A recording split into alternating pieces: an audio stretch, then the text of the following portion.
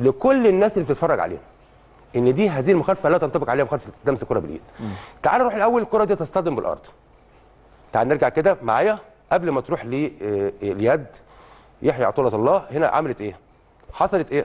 بس هقف هنا، ادي واحد. اول حاجه لمست عملت ارتطام بالارض، ثم في صدر اللاعب. خلي بالك دي محدش هيقولها، لما تيجي من صدر اللاعب وتيجي في ايده دي كره غير متوقعه. ثم هنا بنقول ايه؟ حركه الايد دي كانت نتيجه ليه عادل؟ اني بلعب كوره، ان انا بطلع العب برجليا. نشوف هنا، اقف هنا الراجل بس اقف هنا. هنا يحيى عطيه الله بيعمل ايه؟ طالع يلعب برجليه، وبالتالي هنا وضع الايد طبقا لحركه الجسم. طالما عليت عن الارض يبقى لازم ايديك تفتح سنه بالظبط كده. هنا يستمر ده كان قرار هايل من الفار. والفرحان ان هو هنا تفاصيلها ما كانش عند محمد معروف. طبعا هنا حاله لا يوجد فيها ركله جزاء، بحيي فيها حكم الفار لان هو فهم يعني ايه كره قدم. تمام. نروح للحاله كره اكرم توفيق. شوف، على الرغم ان الحكم كان قريب وكان عنده زاويه رؤيه رائعه، وقلنا مش دايما لما الحكم يكون قريب وعنده زاويه رؤيه رائعه ياخد القرار او يشوف القرار. انا عندي هنا 4 زوايا لهذه الحاله كابتن اسامه. هنا اللي لمس اكرم توفيق. اولا هنشوف اللعبه اللي جايه. هنا اكرم توفيق نجح في لعب الكوره. هنا هنشوف هنا الحذاء اهو. اكرم اللي خد الكوره. زق.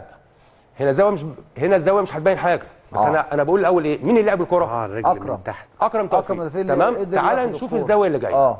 تعال نشوف هنا اليد اليسرى. نمشي بقى نشوف الاسترتش اللي اتعمل بالايد.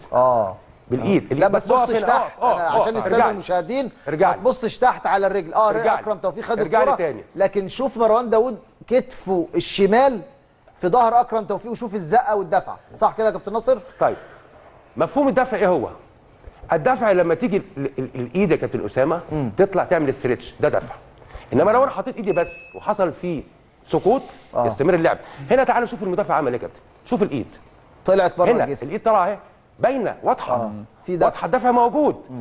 هنا كان يجب على الفار. ده مروان داوود ده الانذار الثالث ليه. وخلي بالك كانت ده مروان داوود يعني انت النهارده بتتكلم ركله جزاء النادي الاهلي وطرد لاعب مروان داوود وطرد. ده في حاجه ثانيه.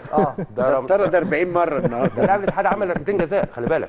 عمل الاولى هو نفس اللاعب، وهنا دي لم تحتسب. انا بس السؤال، ما مفهوم الدفع عند الحكم او عند الحكام؟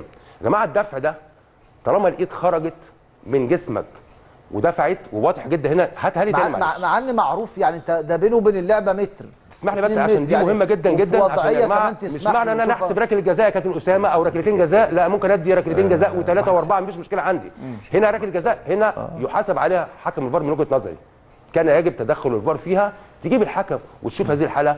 ركله جزاء لم تحتسب يا دكتور لصالح اكرم توفيق. يعني كده في طرد وضربه جزاء يا كابتن ناصر ما اتحسبوش. طرد لمروان داوود لان معاه انذارين، في لعبتين فيهم انذارين، في طرد لمروان داوود وفي ضربه جزاء. تمام يا دكتور.